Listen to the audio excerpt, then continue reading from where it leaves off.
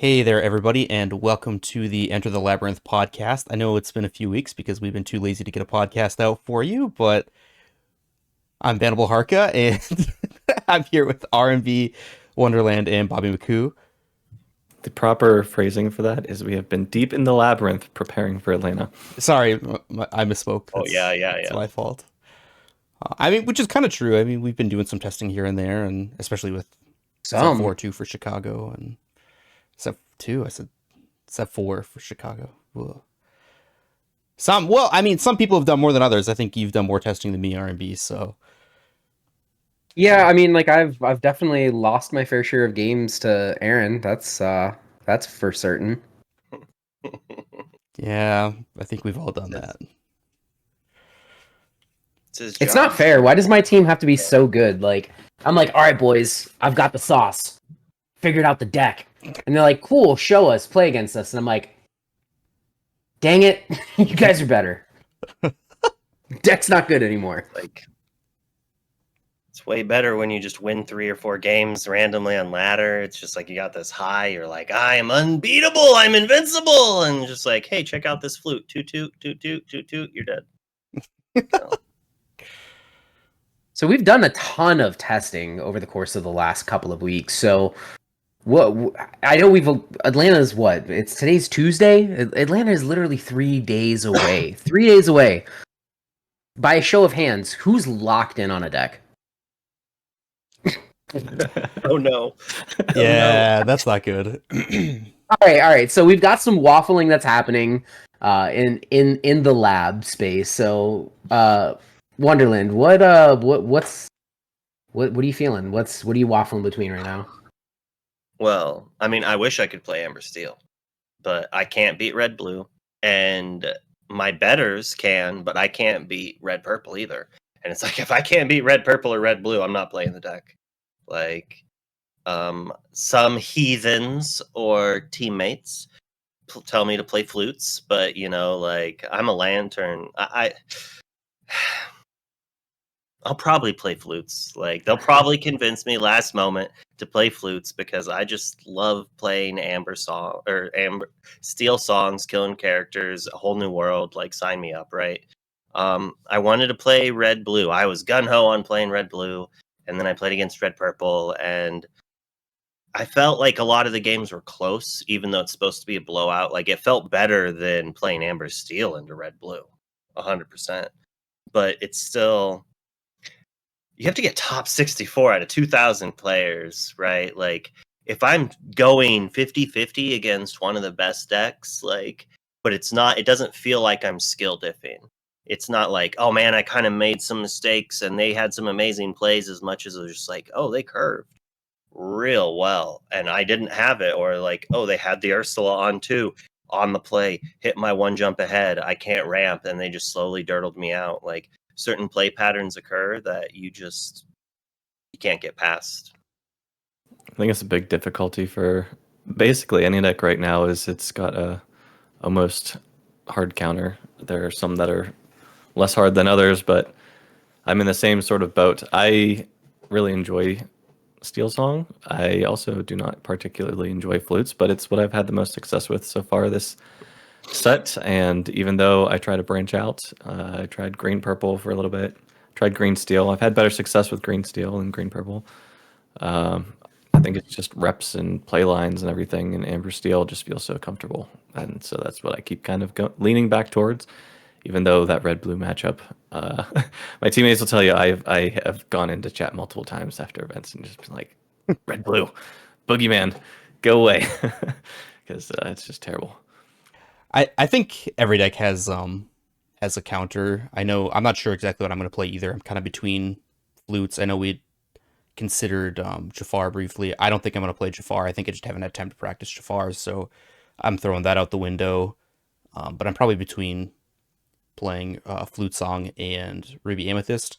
And I think that I like Flute Song in theory, but something in the back of my head is like, I've never done poorly at a tournament with Ruby Amethyst. I mean, I haven't made top cut every time, but I don't know, like I've like never lost more than 2 matches in a tournament playing Ruby Amethyst. So there's some temptation to try to fall back to something that I've had success with in the past. And I've done well with Steel Song, but I've also flopped with Steel Song before.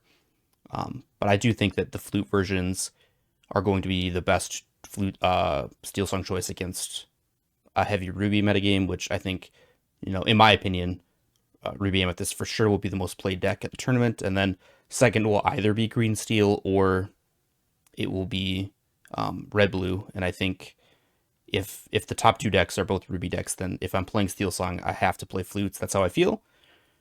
But yeah, I haven't decided for sure yet what I'm going to do.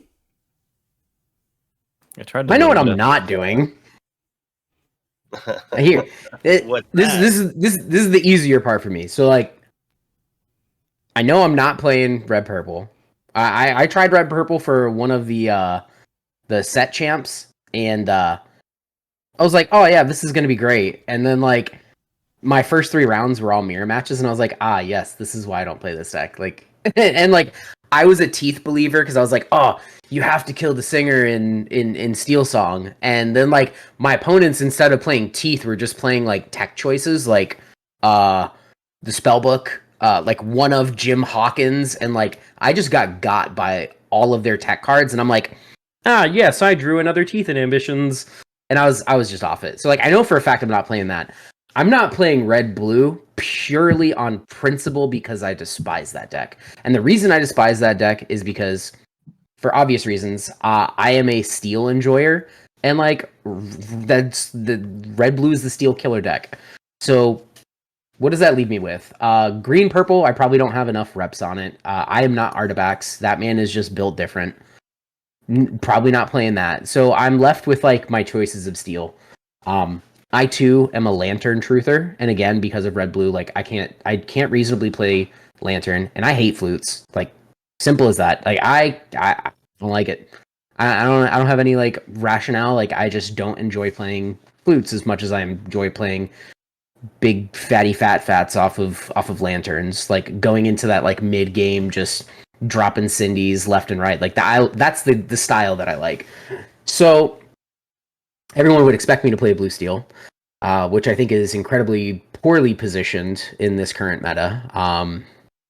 I can't do it. So I think I'm currently waffling between purple steel or green steel. And green steel is like pretty traditional green steel, discard aggro, not Bucky, because I also don't really like Bucky right now. And purple steel, I have 3 different builds. Bucky. I have 3 different purple steel builds right now, like the typical JDRR purple steel low variant, the Jafar variant, and I've been working on a mid-range variant as well. So I don't know. Like realistically, like I'm just gonna flip a coin, and like whatever it lands on, it's gonna be a 4-sided coin. Whatever it lands on is like what I'm gonna play. Like I'm just gonna like sleeve it, put it in my deck box, not think about it, and just like show up and just try to have fun.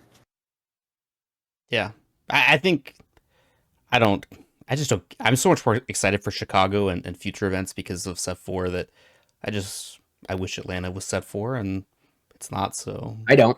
I was super excited for Chicago before Pixel in these past few days. Yeah, well, yeah. So I think all 4 of us will be in Atlanta as well as other members of the team. So please come up, say hi. We'll be around. We'll love to see you. Going to be trying to sling some cards and have a good time. Hopefully, majority of us should have our jerseys on. Yes, a nice Labyrinth jersey. So if you see the logo that's at the top of the podcast here on a shirt, it's one of us. Hopefully you recognize us, but if not, just come up and give any of us a fist bump and we'll say hi. We'll tell you who we are. Well, it'll also be written on the back of our jerseys. I think some might have blank jerseys. I'm not sure if maybe Manicore had ordered some blank ones. Everyone has their name on that. Okay. Well, there's gonna maybe be one that has tape over the name and then has like No I'm Not's name on it. Nice. There wasn't time for his jersey to come in on time. But yeah, we'll be there. We'd love to see you, and it should be a good time. Definitely hoping, I don't know how many of us. It's top cut of 64, right? They didn't increase top cuts, so it's just 64. I would love to see like two of us make top cut. I mean, I'd love to see all of us make top cut, but that's just not reasonable with 2,000 people. I would guess, or one to two of us for sure. Like on a good day, three of us would make top cut. And if we absolutely kill it, it'd be more than that. But I just don't think that's that likely. It's just you have to run so hot Gotta to win make. them. It's A lot of not.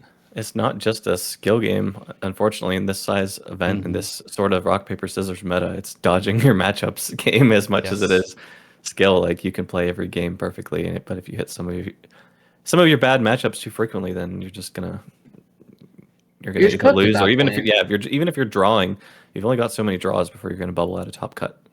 2,000 And people, 64. I know I've said it before, but especially for these big events, like people are going to feel a lot of pressure on themselves to perform at a very high caliber. There, you will see a lot of people I would consider very, very talented Lorcana players not in top cut, because that's just the reality of it. It takes three things to top one of these big, large scale, 2,000 person events. Like you gotta be skilled. Like simple as that, right? Like I mean, you're not just gonna hop into the game. I mean, unless you're there's definitely people that have hopped into the game and like won events. Like look at Sky, but like you have to be skilled at the game. You have to have a reasonable deck choice for the weekend, and you have to get lucky. Like I'm sorry, but like luck is a large portion of it. If you're not lucky, like you pair like if you bring Steel Song and your first round you pair into red blue, like there's a pretty good chance you're gonna get O2'd.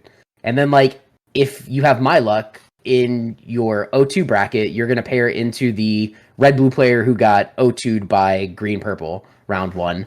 And then like that's like a wash already right there. That's a wash for your day. Play your third I mean, it round, went in maybe your play some opponent's stuff. favors. I mean, there's more to it too. Like round one, someone's going to get paired against the casual player who's just there for the Dragonfire promo, and someone's going to get paired against Brennan Candio. And Right. good luck. I don't know what to tell you if that's you.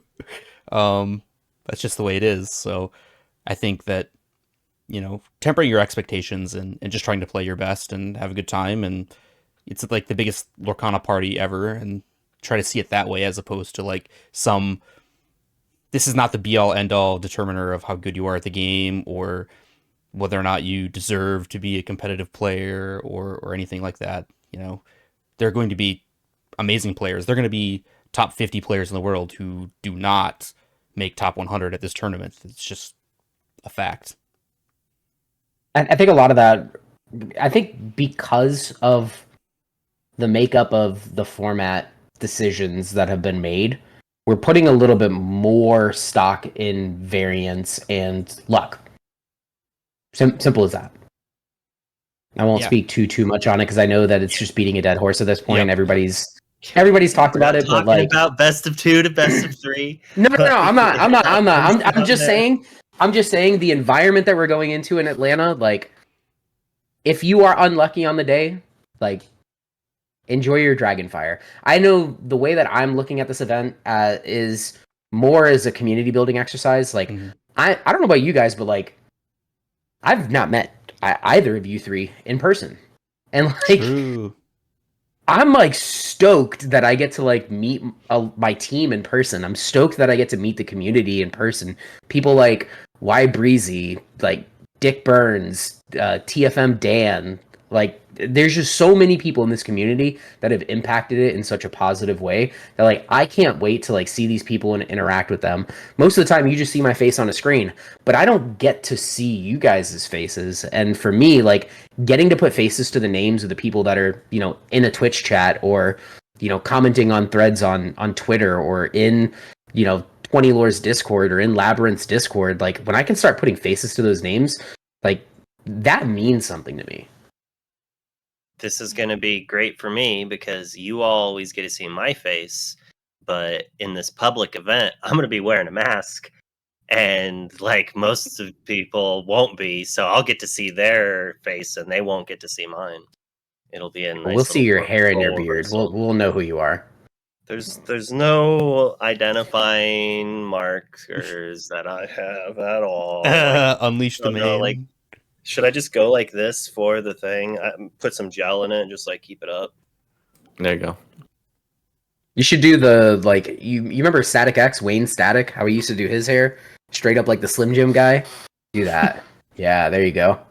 That'd be. I can't. I've already like lamented that like you can't take gels and stuff on the airplane, right? Like, You can. You Just can. less than 3 ounces. Mhm. Yeah. Right. oh, I guess I can make a little package of like the shampoo and like after conditioner and oil I put in my hair to make it so lovely. You wouldn't. R&B's giving me such a dirty look right now. It's just It's like, I'm giving you a can't dirty look really- because I don't really- have the luscious locks that you do. Like I wish that I could Yeah. buy hair care product. You know what my hair care product is? Shaving cream and a razor. I'll be there soon, buddy. I'll be there soon. Is 3 it, in 1. My- Shampoo, conditioner, and body wash. does it Yeah. make you feel better to know that like I had alopecia? So like I had a bald spot No. like this big at the back of my head when I was in high school. So like I understand your pain. I understand what it feels like to be ridiculed and looked down upon by everyone else because you don't have hair. And Ridiculing me and Wow. looking down on me besides bannable. I'm not looking down on you.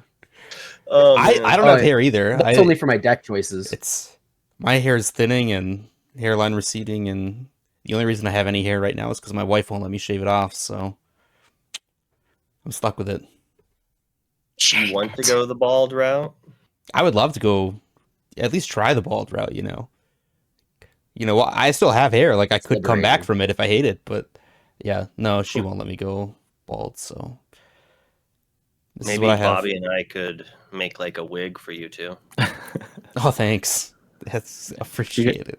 If you guys see Bannable in Atlanta, just bring your shaver and just give him a good stripe down his head, and Wow. then he has to. And then he Wow. has to. Yeah, I know. Yep. If Like, you see what? me, just commit assault. No big deal. Yeah, Bobby's over here like do not suggesting do that. people commit battery. Yes, yeah. Don't do that. But okay, yeah. So we'll be in Atlanta. It's gonna be great. But let's talk about Sep 4 because I think that's where the hype is at this point. Now that Sep 4 is out Yeah. on Pixelborn, legal in paper. Red, blue, yay! Yes, red, blue, the elephant in the room, the Sisu in the room. To be fair, I was streaming earlier today, and I was like, "Fine, I'll play red, blue, so I can lose, and we can find out what beats it." And instantly got paired up against Sevi. I'm pretty sure that's how you pronounce his name. I'm Sevi's? terrible at words. What? Civis. Saviz, thank you. Yeah. I'll try to remember that. Saviz, and he was playing Blue Steel, and I was like, well, I should be favored, but let's see if he's got a list. And he kind of like crushed me. He Nice. drew like 10 more cards than me. I don't even think he played a whole new world, but I knew he had them in his deck because I was playing a different deck and played him like the round before. And I was like, fine, I'll switch to a different deck. I wasn't trying to counterpick him. Which I don't think anything's wrong with. Like, I'll go on the record, counterpick people on ladder if you think you'll pair. Don't against counterpick people on ladder. I'm gonna take the opposite stance to that. Don't be that guy. I mean, they get punished. Like, I mean, both people get punished. How many times have you tried to counterpick someone and then got like accident? Like, have you ever been like leveled in the counterpick where they counterpick your counterpick? No, thinking because you're I gonna don't counterpick people. I have dignity, so this never happens to me. Dignity. I mean, I they're usually only queuing play up. one deck, so Like if they're re-queuing knowing the matchup's really lopsided, like you're just gonna keep queuing into them to feed them the free points. If I want to dodge, then I just wait 2 minutes and dodge that way. Whoa. 2 minutes of my life stolen away? No, sir. No, Perfect sir. time to go get a beverage, stand up, feed the dog, whatever. But Do some Dude, squats. you can do you some can do that when squats. your opponent takes 10 minutes on each of their turns. Yeah, that's true. But yeah, so I do think red blue is really, really good. The ice block seems good. The Sisu 3-drop seems decent. Obviously, Brawl is really, really good, especially against like the green decks. But I think being able to play Sisu as like a one-sided board wipe that, with the help of ice block can clear almost like a huge portion of the threats people are playing and you can't take it with Bare Necessities, you can't take it with Ursula Deceiver, and you can shift it onto your 3-drop Ursula, your 3-drop Sisu, which is just, I mean, that's the crazy thing, right? It's like turn 5, one-sided B prep that they can't do anything about, which is just crazy. I think that's kind of the big level up for the deck. My one concern is the inkable count.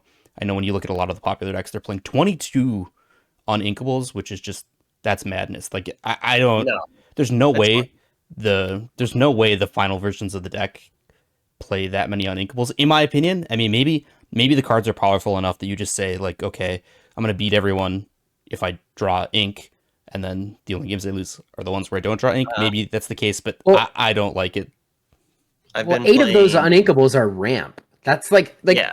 that's so here's the thing. Like, yes, it does have a high uninkable count, but like when 4 of them are 1 jump aheads and 4 of them are how far all goes, like it doesn't feel bad. Even if you miss an ink because you have a like very uninkable hand, like the cards in your hand are still inking for you, so you're at least maintaining parity. And then you have the upside of if you do have inkable cards, like you're just pulling so far away in ink advantage, and it's the premier ooga booga like Tron style deck. Like, I'm sorry, red blue is effectively like a Tron deck. Like, it just kind of is what it is. I like That hurts me so much.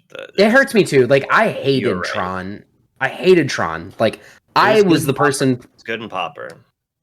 It Like, I was the fair. person that was playing like eight field mono black control because like I refused to lose to Tron. That's how. I refused. That's why you've played so many duresses in your life, is because you played. Correct. Yes. But Like the- Thoughtseize. I mean, with that being said, like Thoughtseize. So I think something that we're missing, like Bare Necessities missing characters. Like we need another Bare Necessities style card that either A hits anything or B hits characters.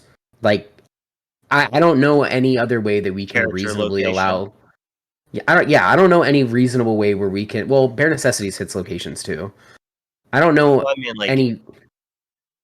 would you just make it hit only a character or everything, or just could you, characters. like, you wouldn't do one that's like has a little reach, like make it think- character and location or character item? I think I don't think characters you are need the strong enough. crossover. Yeah. Yeah, It's I just- think they're strong enough that just taking any specific character is a strong enough effect on a card that you don't need to have it be more flexible. Agreed. It's not like people are running 30 some song decks or anything like that. Like, Well, you were just yesterday, bro. Like, I got you to run it. Like, that wasn't 30 songs, was it? It was like 16 to 20. well, there are 20 there, but there's like 38 in Action Jackson. You know, a real man, a real professional person's deck, like a connoisseur of good Lorcana games, likes to tap items to draw cards. It's just how it is. Speaking of decks, I'm not going to bring to Atlanta. Yeah, definitely not Action Jackson. That's not on the short list. That is on like the meme side events if I really want to throw money away list. But I'm gonna brew a set for Action Jackson. I haven't done it yet, but I'm going to do it. But currently the mission is how do you not lose to red blue? Like Mhm. I've had some luck playing green steel, but I've also just lost to red blue where it's just like, oh, be prep off the top, wipe your board. Now you have 2 cards in hand. Oh, Flaversham. Every card off my deck is either removal for your 1 card a turn or draws me cards to hit the removal to hit your 1 card a turn. I think that's It's like redundancy. I think it's my biggest complaint about Red Blue is it feels like every single turn they top deck something that gets them somewhere. Like it's not like you're top decking a 1-drop in a lot of these decks that's like, okay, I get a 2/2 body on the board. It's like, oh, I top decked removal on a body. I top decked a filter draw. I top decked a filter draw on a body, or I top decked a Hiram for this popsicle that's already on my board and I get 2 more cards. And I've got 12 ink, so I can play whatever I draw. Like it feels like they have an answer every single turn, and that's because they basically do. Yeah, but it's also just like the way the meta shifted, and like with the top 2 decks being red blue and green steel, like the aggro deck designed to beat the hyper control deck beats up the other aggro decks because it has steel cards, right? So there is no other aggro decks because they lose to that. Maybe green, purple, if you are a master. Like I actually did, yeah. Artifacts like beating green steel, and Artifacts says that green purple's dead this set. He did say that. I did see that. He said he doesn't think that it is in a good place in set 4 whatsoever, and that he might did be beg and being a red plead for me purple. to try to find something that solves the meta. He messaged me. He's like green purple's dead. I need you to design something that stops this. Shift the meta, please. I need to play my aggro characters. Like I want to play red purple aggro again. Let me Arthur. I think it's real. Let me Alma Bruno people out. Like that's the deck I think might be the answer. I think that I don't know exactly what the list looks like, but I do think that a Ruby Amethyst more aggressive deck like Flynn. Pascal, Flynn, Sisu is a crazy curve, and I think that curve crushes I don't think it does enough. It doesn't do enough. I was playing Fronte's list because I'm going to be making a video on it when I can get the time. And it has that sort of combo in there. And it is very strong. Like I think I might be 8-3 on that deck right now or something like that in ranked GM. But yeah, so red blue, like I have some good games against, but if there's a situation where they get like even if I get my Flynn out and then I get the 3-drop Sisu, if they had a popsicle or not a popsicle, ice block on 1, and then they can just play the 3-drop Sisu on 3 and take out my Flynn before I even get it online, basically. So they've done it every time to me. Yeah. But yeah. So if they twice, it's been but it feels like every time, right? It depends on how they mulligan, what they get in their hand, and things like that, right? Like a lot of them are going to prioritize a popsicle early over an ice block, but once they know that matchup is just like ice block something and Sisu it, then I think they're just going to mull for keep the ice blocks in their hand, and Flynn doesn't come online. So and the dragon killing like almost everything that the more aggressive red purple list is playing. I mean, obviously doesn't get the Sisu, but I've had like a person lower the amount of cards in their hand and then ice block the Sisu and then hit it with a dragon. I'm like, oh, well, I guess. And then obviously the last card in their hand's Flaversham, but any card. Wait, like Sisu's a dragon, right? Yes, and the 3-drop. The 3-drop. I don't know what it is.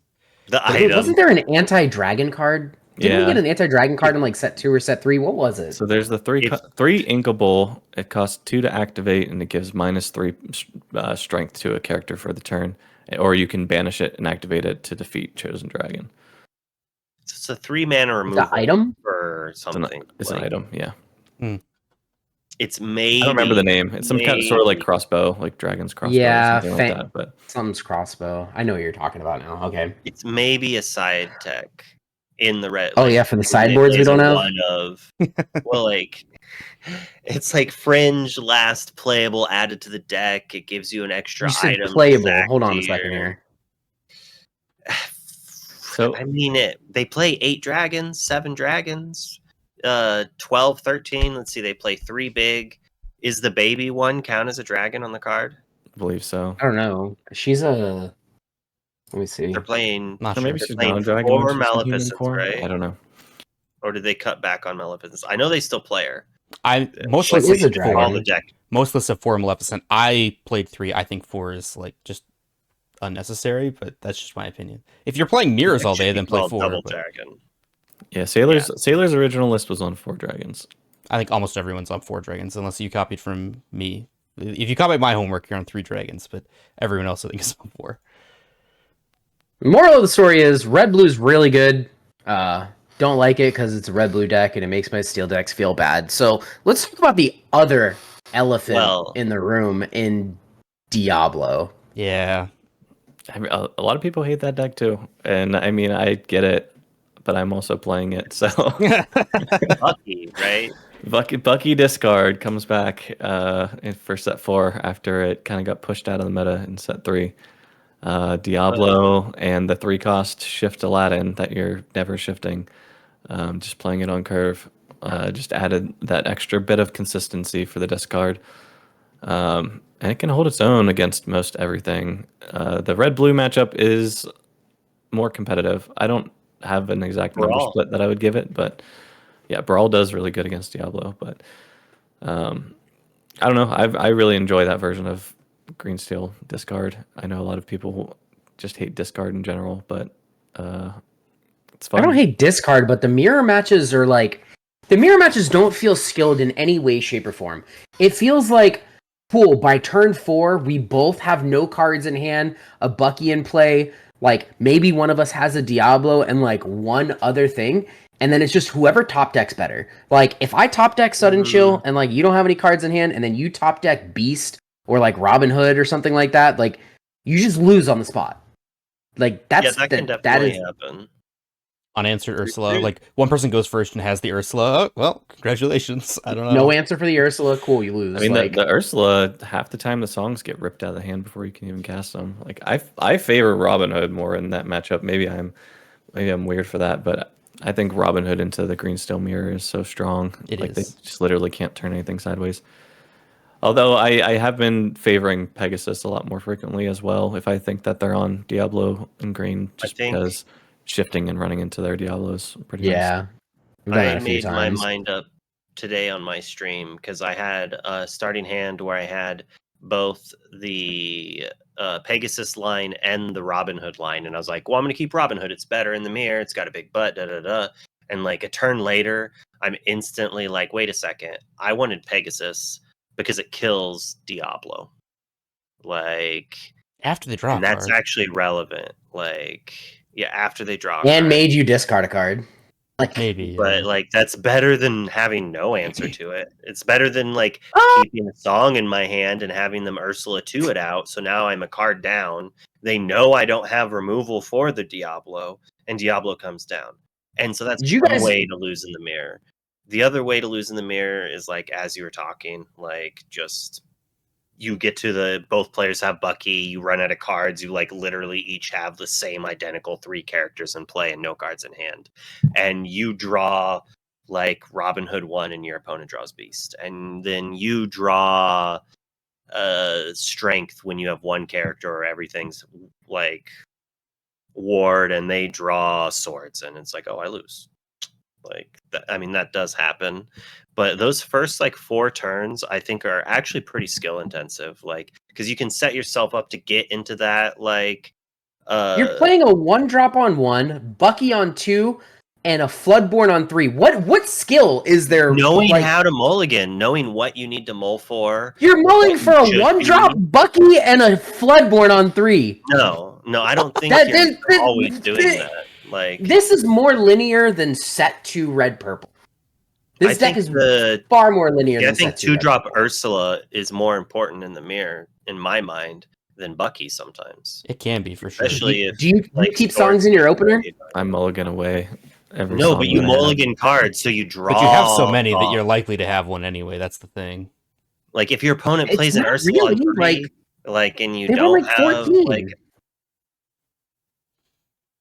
Yeah, I don't know. It's a weird matchup. Like depending on how Ursula's line up, like both Ursulas, depending on how those line up, depending on who goes first, depending on if someone can have an unanswered Diablo. There's definitely a lot of like, oops, I win going on. But also, I do think that the mulligan is pretty difficult in that matchup relative to something like red blue. I feel like red blue is pretty easy to mulligan with for the most part. I think you could go wrong with green steel more easily in the mulligan, but I do agree that like once you have your hand, what you do with it isn't all that complicated. yeah. I mean, most of the skill is there is like doing the proper mulliganing, but like sometimes like which character do you play on too? When you have the it's when you're given real choices that it's like, well, crap. Like you have to make a skilled choice. It's like, well, am I bucking? Am I Ursuline? I have the shift line. Which shift line do I go for? Like there is choices to be made that like can actually impact the game greatly. But that said, like a large percent are fairly luck based, which is unfortunate because in a best of 2 world, which we jump back to, it's like a nightmare of a scenario to be in.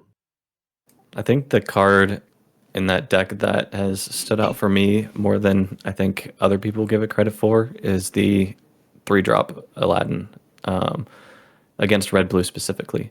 Like They may kill it, but usually they're not going to have 2 ice blocks in time to answer that Aladdin with a Sisu. So you can just kill their ice block that they dropped on turn 1, questing with him, or kill, the quill if they drop the quill or something like that. I mean, Brawl does then- get it with 1 ice block, which is a little tough sometimes. Yeah, but then, they're not playing other things if they're taking out that Aladdin. But I think it's a very, very good card in the red-blue matchup. I have it as 3 in my list for green steel. I know some people only have it as a 1 of, but he's inkable. I want to see him early if I'm against red-blue. So Most people are only playing 1 Aladdin. I first drafted 0, so I think I'm playing 3, but I'm also playing something that nobody else is playing in green steel right now. Are you gonna share, or are you just gonna leave us hanging?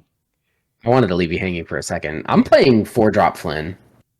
Lots of people are playing 4-drop Flynn. It was in my video as well, I think. Oh, I haven't seen all of the green steel that I played against. I haven't seen a single person play 4-drop Flynn. I've been playing 4-drop Flynn to just see. Here's the problem with the green steel deck is that they don't close the game out quick enough, and I found that a turn 4 Flynn hitting the last card in their hand off of the Bucky trigger is just it's backbreaking. You win over the course of 2 to 3 turns versus 6, 7, 8 turns, giving your opponent ample amount of time to find their catch up mechanics or find their removal tools. I think the card's very good. Don't get me wrong. It's gonna die to Brawl. It's gonna die to Sisu Ice Block. It's gonna die to Big Sisu. It's gonna die to Medusa. But here's the tip. The entire deck dies to all of that stuff anyways. True. They can't kill everything. They cannot kill everything. If everything dies to Medusa, nothing dies to Medusa. Well, that's not true. Everything dies to Medusa. But if everything dies to Medusa, Medusa can only do so much work. It's not like they're bouncing it like Red Purple does and can only getting play 4 repeated of them. usage out of it. That's Exactly. I like the answer to making this amazing character not good is to make it amazing. You're it's so good. Facts. It kills everything. Yeah. So it always kills the best character. So it doesn't matter if your characters dodge it. They're always killing your best character every time. I understand the logic that you overload it, that it's well, they only have so much. But with Brawl, Medusa, Sisu, Dragon, they won't run out. I mean, every set they're gonna print a Ruby character that deletes the character on the body for some condition. That's fine. No, it's not. Every red character in the deck 2-for-1s at minimum. But it's already capped already, kind of rarely do you see 4 ladies and 4 Tremaines, is what I mean. Is they already what are they going to do? You have to cut cards, right? Amber Steel's already experienced this a lot earlier because Amber Steel was busted in set 1, right? So when set 2 came out, it was we can change 1 set of shift cards, and then there's this flute version. But realistically, the shell of the deck is. We also got the 2 bomb songs. We got the 2 best songs in Steel Song in set 2, though. Fair. Come on, you don't like playing Hakuna Matata so you can hit ink off Ariel? Oh my god! I never. Well, I did. I definitely did that. I did too. I would rather miss. I would rather miss than play that in my deck. Bro, Ariel searched my top 4 for a land. I did that. Me. I'm the problem. It's me. If you were playing Ducky mid, maybe, but keep that out of here. We're grabbing whole new worlds, or we're losing the game. That's just the way we play. I was playing Ducky mid, man. I was playing Cerberuses and Kronks, and I was playing them big old chonker vanilla dudes.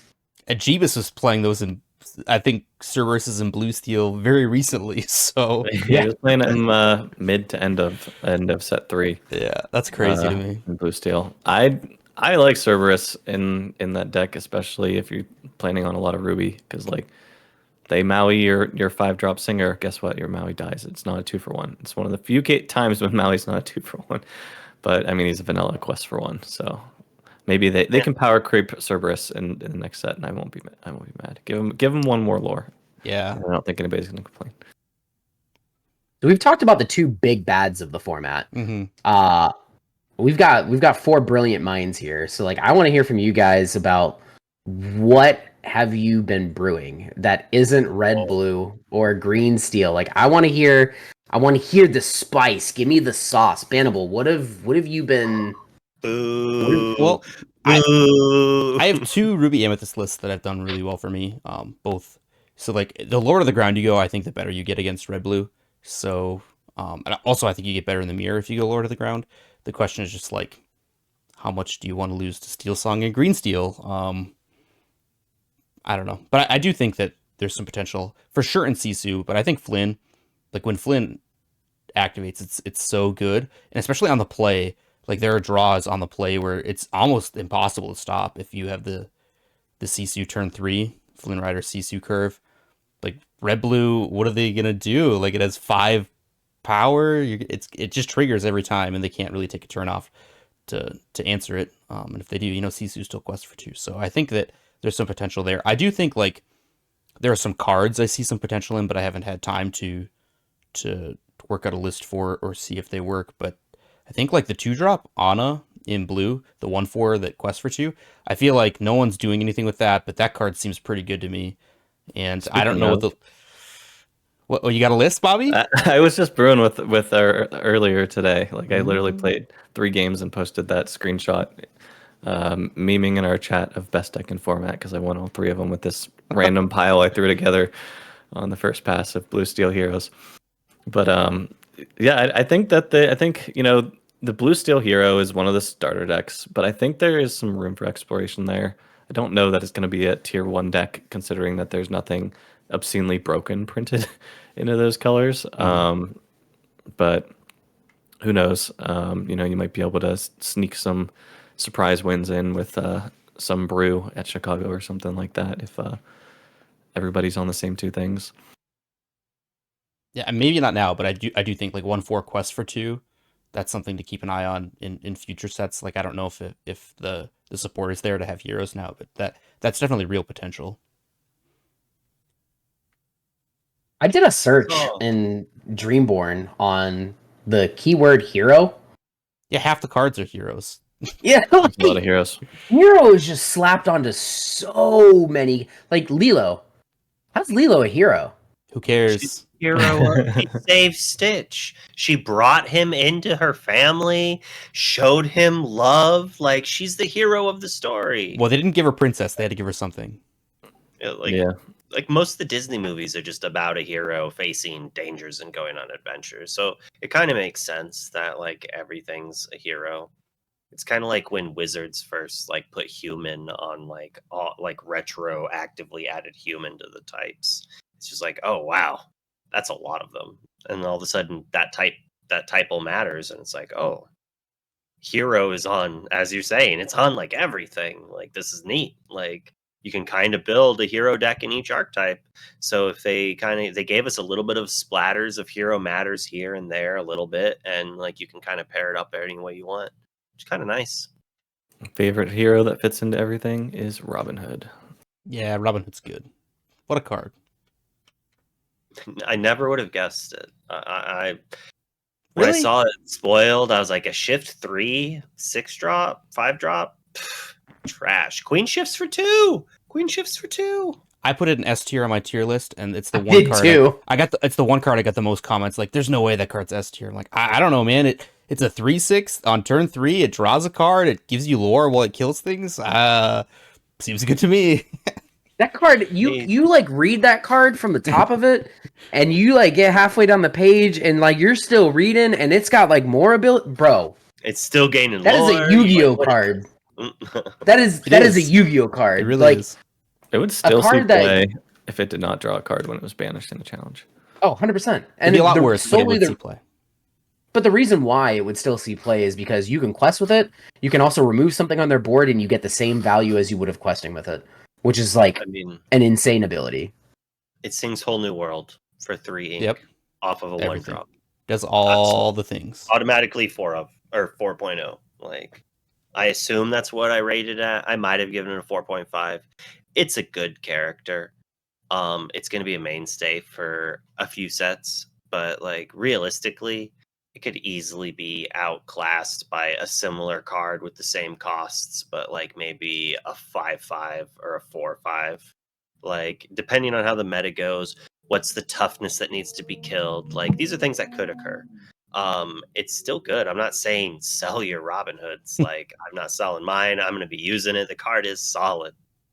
I'm just saying that it's with the way things go, it can get outclassed. Like, I didn't think they'd ever make a better Rockstar. I didn't think Rockstar would ever be replaced in a whole new world. I was just like, yeah, whenever I build an Amber Steel deck, I'm putting 12 Rockstars in it and 4 lanterns, or not 12 stitches and 4 lanterns. It's just like the base start of every Amber Steel deck. You can't tell me otherwise. And now I'm out here being like, oh, can I please, may I play 2 surfers in my deck, please? May I? Got fast. Format just got too fast. We talked about some of our brews. Wonderland, what have you been bringing? I know you've had a couple things you've done on Brooms was fun today. We beat Red Blue like twice. We lost to it like 3 times, but we beat Red Blue twice with brooms. It's like a pre-con deck. Brooms. Yeah. I Even think a blind brooms, squirrel gets a nut every once in a while. I think brooms are actually a little bit better than they have any right to be right now. Like, I know they printed a lot of support for them, but I was actually pretty surprised a couple of decks I've come across on ladder. I beat them mostly, but they put up a good fighting chance more than I thought they would. That's the thing. Is like, I'm sitting here looking like it's like I bought a box of cards of a game I've never played, and I just built a deck out of the cards I had. It's like, oh, this interacts with this card. That's cute. I'll do this. And you show up to your local event, and you're like beating the best deck in format the first time you play it, and you're just like, how did that happen?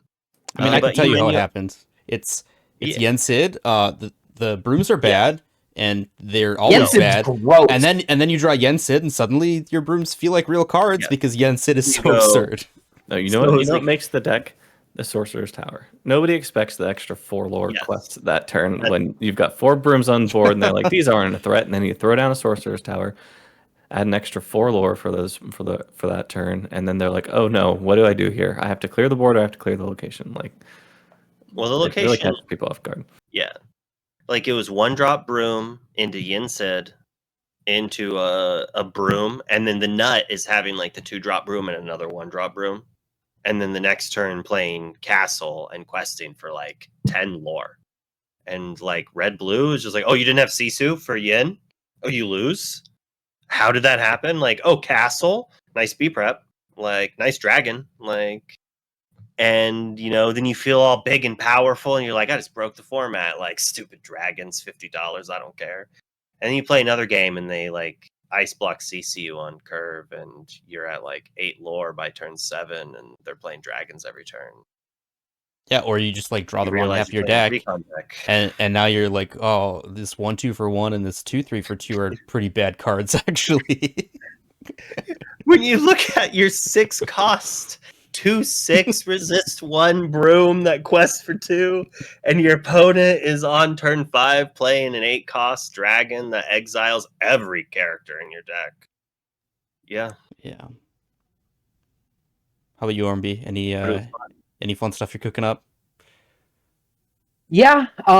So I mean, I haven't really like dived into set 4 in a meaningful way until like yesterday. Some of you know I took a little bit of a hiatus from streaming just because like I was really focusing on prepping for Atlanta and trying to conceal as much information as humanly possible while also like getting internal testing with the team. So the last 2 days are like really my first 2 days really playing ladder, like playing hardcore ladder, brewing decks, like shuffling cards in and out. The 2 decks that I'm finding the most success with right now are Purple Steel LeFou Bounce House. I definitely think that deck has a lot of legs. I'm doing very, very well into the green steel deck, and I'm splitting games right now with the red blue deck, which I didn't anticipate was going to happen.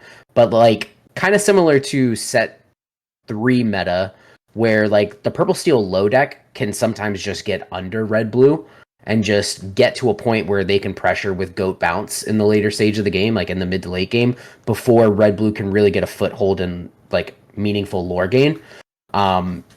And the deck's been beating green steel, which is something that I really, really like. Like having the like hook into Pinot line to put a LeFou into play, so that way LeFou can sing, one of your songs to kill the Diablo before it gets to turn sideways is really, really, really strong. So I haven't really been having too much of an issue with the green steel deck. The other one is blue steel.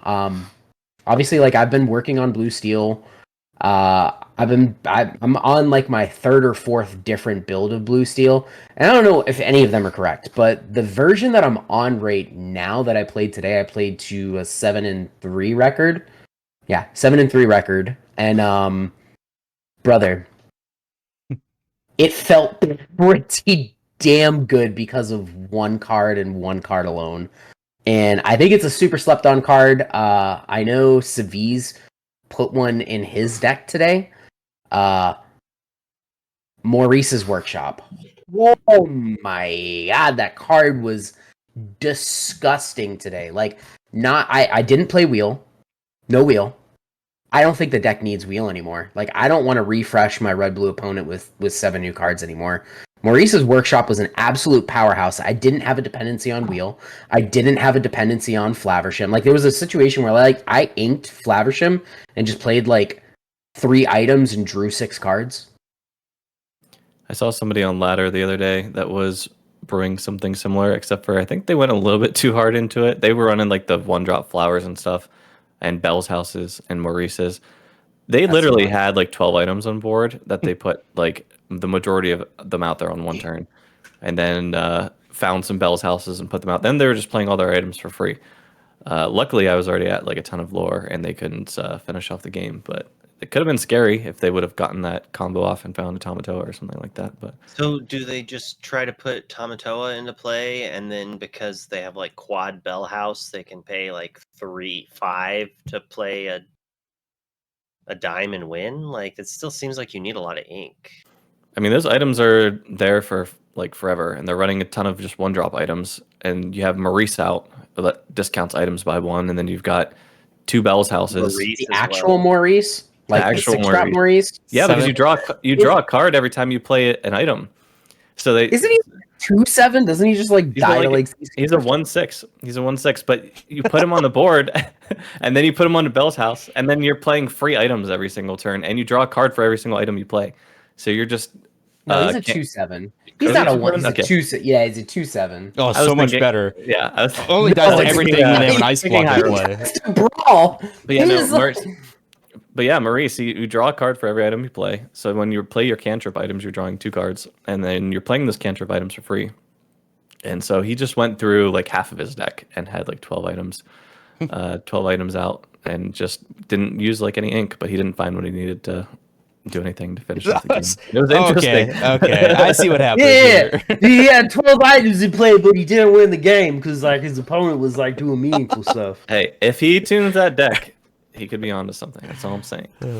I feel like I am onto something though. Like this honestly, the list that I ended on today felt good. Like it felt like I'm definitely gonna focus some attention on this list right now because I think that it's well enough. Because like Cogsworth is just gonna be good against like steel decks, and like green steel is a deck.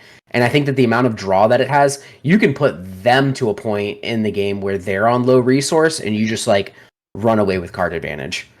And then like we're also doing like crab, dime, 6-drop aerial nonsense. So like we have a lot of agency in the red blue matchup as well. I think that aerial is going to become relevant because what is her toughness? She's a doesn't fight 3/4. dragon. Yeah, so 3/4 she doesn't fight a with dragon, ward. has ward. I wouldn't be surprised if she doesn't start seeing play as a 2 of in red blue just I'm to win playing the 2. mirror. Just to win the mirror. But you're playing it in blue steel, I think, in red blue as well. It doesn't die to anything. So like if you can just dime and get that and just pass, like they have to beat prep it, right? And if they're trying to mostly rely on dragons, like that could get them. It could force them to play more beat preps, or it just Stop giving Red Blue more tools. They don't Stop they it. don't have the unankable slots for it. They have to cut somewhere else. And where do they cut to add those aerials in? Well, you'd There's probably be not- cutting like 23, baby. Medusas or Tremaines or something at that slot-ish. Yeah, so you're sacrificing removal for closing out the game. What does that make you vulnerable to? I mean, lots of stuff, but if you're playing half your matches against the mirror, then maybe it's good. It is tricky, though, because you have to make sure you have more items than your opponent. If it's a mirror match, you have the same number of items in your deck, so it's kind of, you know, can be tough. I think I'm on 16 items right now. That is a lot. Yeah, I think of items. I'm on 6. I'm on 16. So I'm That's on. blue steel, though, right? Like we were talking about red. Yeah. Blue steel. Yeah, It's easy. I'm on Still 6. quest. I'm on 16 now because like She's we've got 8 quest for 3. popsicles. Yeah, she does. She's just like a warded Gaston basically with upside. And that's not With like bad. a significant amount of upside. And doesn't like, draw a we've- card. Well, You would like end the game. Gaston like, dies the Ice Cube plus Medusa. Yeah, facts. Ariel doesn't. So eight popsicles, 4 Fishbone Quill. Wow, I blanked there. 2 dime and then 2 Maurice's Workshop. That's the item suite. And I'm trying out Scuttle right now because like obviously like 16, Scuttle's got to be like reasonable, right? Scuttle's Maybe it's not necessary. I've started what's another card in Blue Steel that I felt like I don't even need anymore? Sad Beast. Yeah, Don't even need Sad Beast anymore. I was feeling that like as last set, even sometimes it ends up being pretty. No, last set it was needed. He dies to like everything now, especially with the long game Zeus and everything and ice block land, and you don't shift him out early, so Diablo you put him out dies on to a turn everything that's too, but if very you vulnerable. don't answer it, It's a little bit different though because Diablo comes down on turn 3 and sometimes gets you value as it enters. But yeah, there were people who thought Diablo was going to be bad. Was that sorry? If there was anyone on the call who thought Diablo was going to be bad, but worst card in the game. That's Worst card in the crazy to game. me that- It's uninkable. It's uninkable. yeah. Dude, it draws Just like cards. hitting ink None casting, of bro. us like drawing cards. I bought my Diablos the day of release when they went down from pre-order, or I don't know, stayed at pre-order prices of 30 because I was like, this is going to be a Robin Hood. They're going to go up. I didn't buy opened Sisus at 7. $14 like I knew I should have, but that was mainly on principle if I don't want to play red blue. But I like to have play sets of stuff, and now I don't want to buy it even more because they're up to $40 some, I think. No, they're back down. They're down to like 30 again. Are they? No. Yeah. Diablo came down a little bit too. It was at like 56 and it's down to like 48. Oh, I thought you said Diablo was at 30. I was like, I'm about to buy them right now. Like literally about to go buy them. I have such buyer's remorse. I was like, well, I don't want to buy the Diablos right now because I'm going to go buy a box from my store at noon. And they already dropped from like 35 to 30. They'll go down lower, and then I'll pick them up at 25 after I open my box, and I'll open 2. So yeah, I opened none, and they doubled in price basically. Like it feels like. The only sealed product I opened this set was a Trove that I bought from my LGS just to support them because I was like, I am spending so much money going to these events that I can't open a ton of sealed. I'm just going to buy some singles. But I pulled an enchanted out of that Trove, so I can't complain too much. No legendaries in the Trove. Nice. Just Which enchanted? So Which All right, enchanted? I'm gonna. We don't talk about Bruno. Yeah, let me get that. I'm gonna rant for a second because he brought up money spent at this event, and I was going over my stuff today, and my wife was like, "Well, what time do you get back on Monday?" And I was like, "Oh, let me check my flight." And I noticed something on my flight. It said the 25th, and I'm like, "Wait a second, that's the day of the event." Oh, my return flight is set for 9 a.m. on the 25th. Oh, no. So then I'm like jumping through hoops and figuring out it cost me $200 and $218 to get the ticket back on Monday in the morning that I was not expecting. So that was whoops, I'm stupid. I'm sure it was my fault. Like, maybe I was changing what days I was returning just to find prices. I'm sure what happened is it like reloaded one of them. Like obviously it's not my fault, it's the computer's fault. It's the technology's fault. But yeah, so I'm not happy. I don't know how much you have all spent. We can go around and talk about finances if we want, because Pass. contrary to what your bosses might say, you should talk about wages with I your bought 3 coworkers. cases. Oh my goodness. I spent $800 going to Atlanta. You spent like $1,000 just buying random products. I spent like a total of like $2,000 on release day. Yeah, I don't have an exact number in my head, but I was able to book my Atlanta flight with points that I had accumulated from previous jobs flying me out to quarterly events or whatever. So at least Atlanta I didn't have to pay for. Chicago I had to pay for my flight. Us having a team Airbnb is helping with Atlanta hotel costs, but in Chicago I'm rooming with a community member, so at their house, so get to Shout do that out. for free. Shout out. I don't know if I should shout him out. Shout Well, out to maybe- you. You know who you are. Yeah, you know who Thank you are. They don't know you're going to show up. They don't know. I don't know. They're picking me up from the airport. Oh man. Hmm. So I think we should end on a really cool segment. So I want to go around all of us and I want each of us to say the top 3 cards from previews to now. We've had the game for a little while. We've had these cards out for a little while. What are the 3 most underwhelming cards that you placed relatively higher in the preview portion of Ursula's Return? Start with Wonder. Sisu. I'm sure I did not rate it high enough. Which one? No, underwhelming. Yeah, so which like one something was you so rated really underwhelming? high something you rated high in the previews that like is kind of lackluster. Well, now that I'm on the spot, I can't think. I can All right, probably. we'll give Wonder a minute. Vanable, what about you? Yeah, so I know like I was really excited about 3-drop Hercules, like the Rafiki, the red Rafiki. Haven't found a spot to like play it, partly because there's so many good new red cards, especially like a 3. You know, if you're playing Sisu and you want to be able to shift into Sisu, like that kind of takes the Hercules slot. So it's kind of basically seen no play, which I would not have guessed.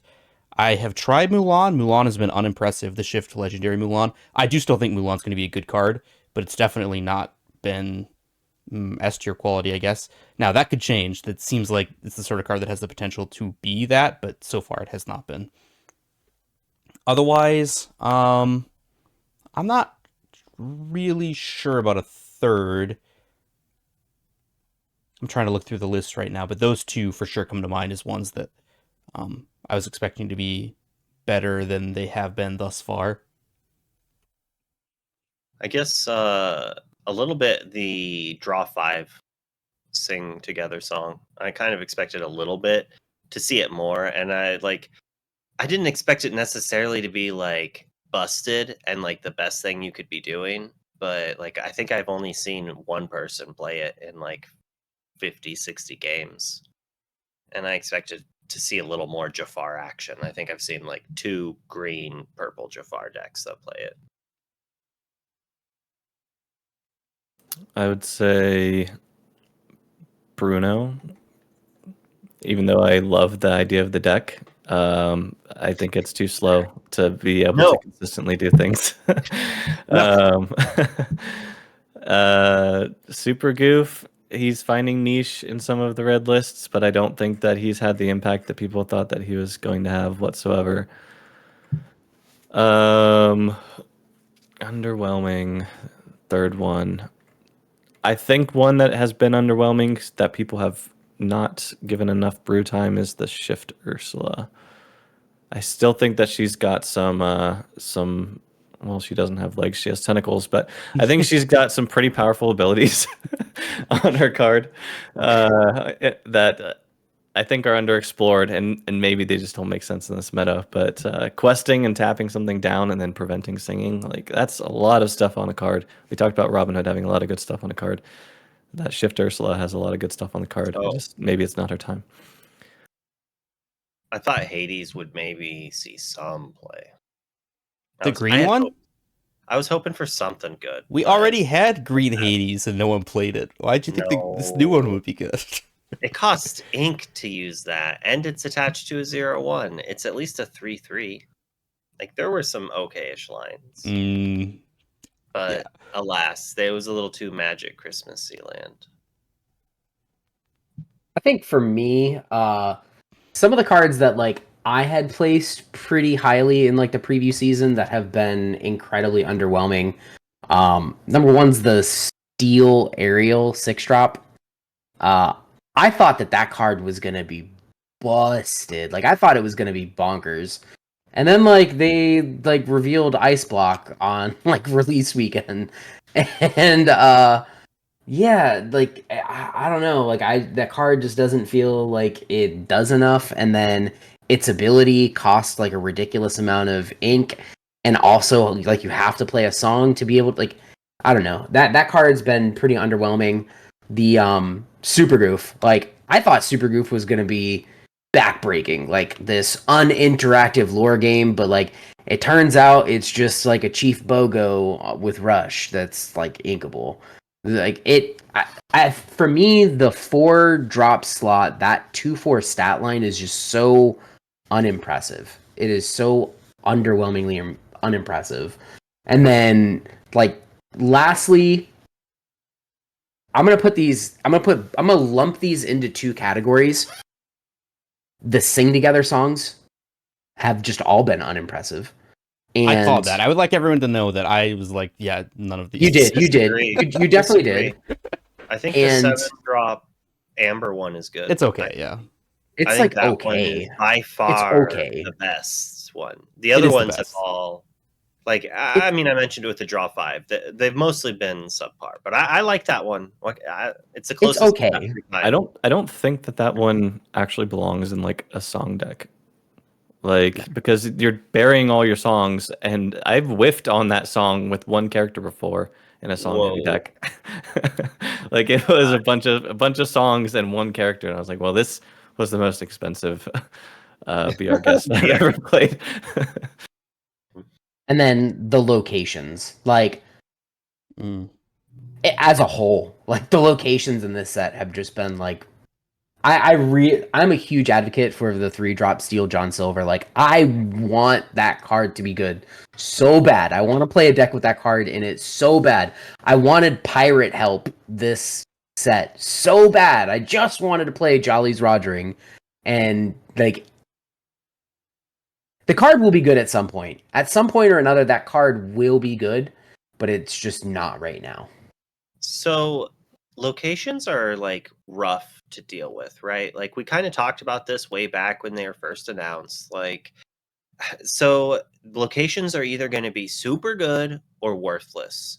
And a lot of people compared them to planeswalkers in Magic, and it's a similar thing there.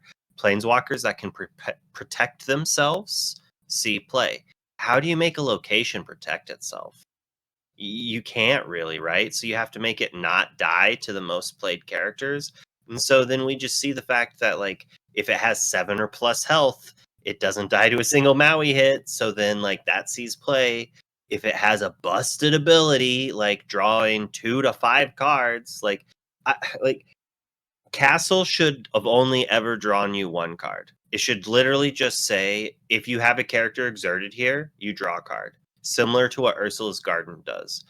Now, granted, I kind of think Ursula's Garden would be funny if it said for each character exerted here, they lost the lore, because then it would be really busted and limited.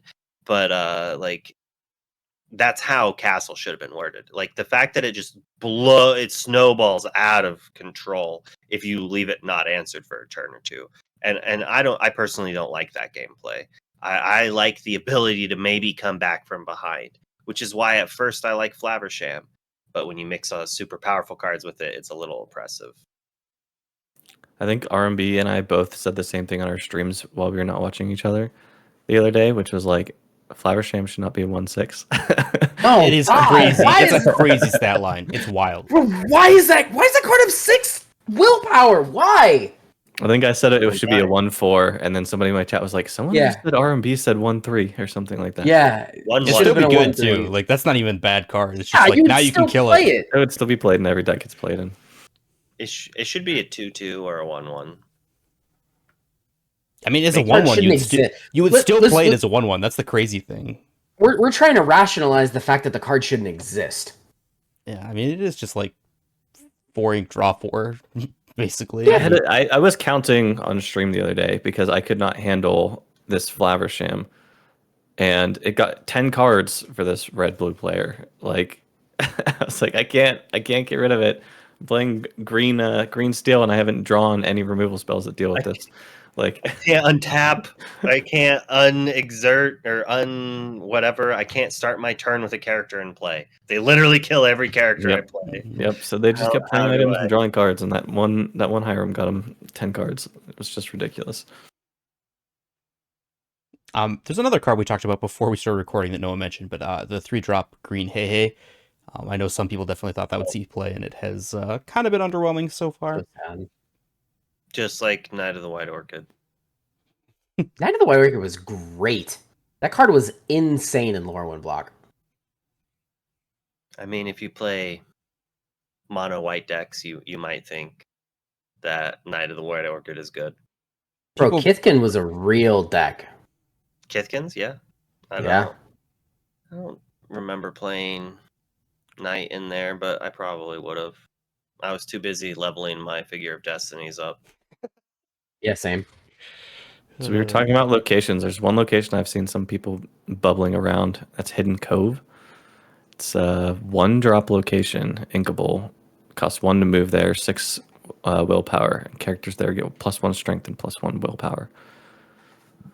DeCandio talked about that on a little podcast thing I did for 20 Lore with Jeebus, and he talked about that, saying that it's probably you just think of it as like an action that says X, like buff your characters, and you can like use it to like do some tricky combat math, and it's kind of useful when you think of it that way. And then they have to kill it, right? And if they don't kill it, you get it's like flashback or what? Yeah, I mean recurable, like a And they nice just stick location. everything on there. It's one of the, I mean, the 1-cost locations, the things that cost 1 to move to them are, I feel like, stronger in multitudes than anything that costs more than 1, which, I mean, multitudes, obviously 1 to 2 to 3. But, yeah, I don't think it's a was bad the- ability, but Yellow is the big loser this set with their locations. They're both six willpower, so they both die to Maui. They both cost 2 to move to them. They are both inkable. One costs 1, one costs 2. One I mean, Atlantica has like an irrelevant ability on it. Like there's 0% chance I'm paying 3 to not have any passive lore gain just to give a character +2 sing ability. Like that's just mean, never happened. if you really Double want your Bruno. Ursula, yeah, Double that's Bruno. exactly what I was No, gonna say. If no, you really want your no. Ursula to double sing, Bruno. Your magical fairy tale Christmas land, like no, like I'm not even gonna entertain that. The Underworld, this card could have been so good. This card could have been so cool. I want you to think about this. It costs 2. It cost 2 to move to it, and then you have to have that character live, and it has to quest while there. And if you quest while it's there, you can then pay 3 to return a character from your discard to your hand. They've put For themselves 7? For 7? Bro, I just play Hades. Just play Hades. Just play the Alright, 4-drop alright. Hades if you want to return a character. they all put right, let's themselves think into about this.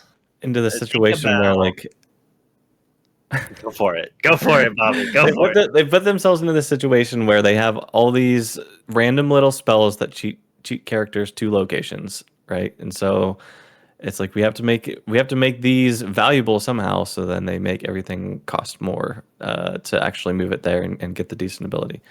But even those, How to get a decent ability? That's the problem.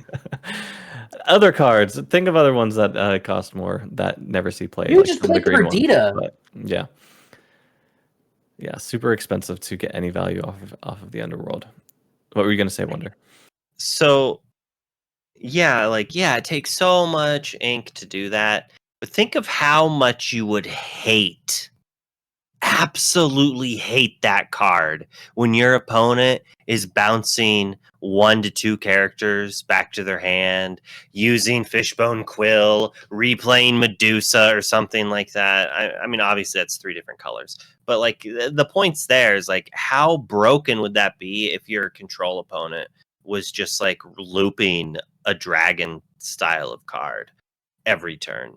Like, Yeah, but like they're not looping it because it's it too has to be dead. Like well, sure, but then you're winning because they're not killing your characters. I'm just Amber's saying, like like, it's a Amber. very powerful ability to be on a recurable anything. And sure, Snow White with is. I mean, well, really, it's Snow White is like the same effect. It's a 6-cost legendary, right? Mhm. And this location's what, a common, uncommon? Rare. It's It's a a rare. rare. It's a rare. It's a That's it's a going to cost rare. a little more. It was literally the best location, like for the actual location of what it is. It was the best location. Like they did my boy Hades dirty with this one. I just think that they like it could have been like Flavor Sham powerful. Like, what if it cost 1 less to play, or cost 1 less to move there, and cost 2 less to activate, or didn't cost to activate, and was just like a 2/2 quest like Hades? Like, maybe they had it busted, and then they tested, and they got scared, and then they And then they made it unplayable. I mean, that's the card games, Feels though, like, right? feels like Like, half the locations meet that criteria, though. Like, They really do. That's the problem. Like there are some locations that's like, how did you allow that to exist? The castle. Like, and then think like the Castle's rest of them, fine. they're like, I think Castle's busted. Like the 2 best locations that we've had so far are Castle and McDuck Manor. Like The fact that only 2 of them are playable is why I think Castle is fine. One of them has to be the best. I think it's okay for there to be a good one. And it is the only good one. McDuck Manor is fine. So that's why I think Castle's fine. I think Castle's fine. Yes, when it's really it should good, have it's cost broken. But like 2 to move there. the best characters are extremely broken when they're good. I think it's okay for the one good location to be very good when it's good. You have to pay 1 to go to a location that draws you a card, and then you get that card for free. You have to pay 2 to move to a location that wants you to pay 3 to recur a character. I mean, yes, obviously the underworld is terrible. like And you get it for every it has single to character at the live. castle. Like it has to like quest too. Like Yeah, no, I mean, yeah, the underworld is obviously awful, but what are you gonna do? Most cards are awful, and the more sets we get, the more and more true that's going to be. Which is why my take of every card is bad when new sets come out is probably more accurate than most people's take of, wow, this is going to be great, and this is going to be great, and this is going to be great. Well, actually, you'd probably hit more often if you just said every card was going to be bad, like I do. yeah, I mean, but you're gonna hit if you say every card's good, right? No, you're like- gonna miss the vast majority of the time if you say every yeah. card. If you say every card But is you'll hit good, the like important cards. maybe Well, 10 of them are good. Yeah. Fair. In terms of Normally, like, it's just 1 or 2 oppressive cards that are so good it makes Yeah. all the other cards that are good just like laughable. yeah, context matters for a lot of stuff, like Medusa, things that kill Diablo, like stuff. The power level of a card certainly depends on the strength of the cards around it in the metagame. That's certainly true. So it can be hard to evaluate in a vacuum, but it's card Yeah, games.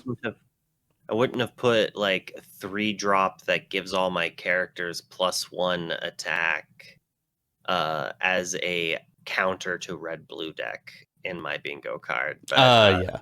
like, I still wouldn't put that card as a counter to red blue deck on my bingo card, but maybe that's just me. I've seen it.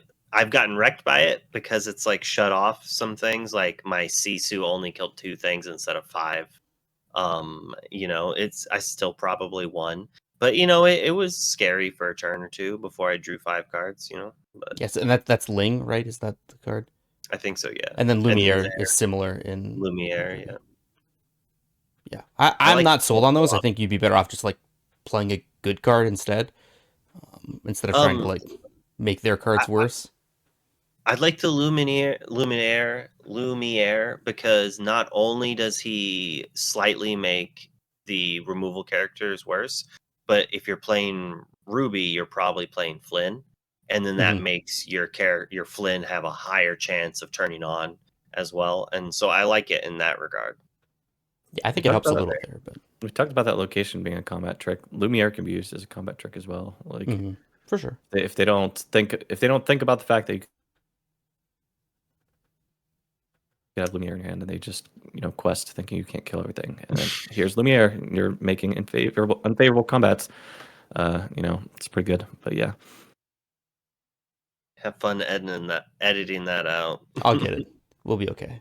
Probably do the thing where we paused and then talked really fast for a second, but fun. It's fine. It's at the end of the video. Anyone who watched this far is not going to complain. Like I also only run 2 Lumieres. Like, it's you don't want to draw multiples, but sometimes you're like, oh, this is so good for a 2-drop. Like, I'll take it. But is it better than Cusco? I mean, Probably. I would argue most times no, but yeah, it can be. One of the annoying things about Lumiere too is you're not going to know how good it was because your opponent's just not going to play the things that it would have stopped. So it's hard to tell as you're playing how good Lumiere was. It's maybe one of those things where it would be really helpful to have a testing partner telling you like, oh, Lumiere was really, really good that game, or oh, it just did nothing because I had an ice block and I didn't care or whatever. But it's also kind of like a baby crab. It also makes Cusco better too, actually. Like, does it replace it or just make it a better card? All right. Well, I think we've reached a pretty good natural stopping point there. If anyone is going to Atlanta, please come say hi. We'll be in Atlanta. We're super excited for the big tournaments in Atlanta and Chicago. The first official organized play events should be awesome. And yeah, thanks for watching, and we'll catch you next time.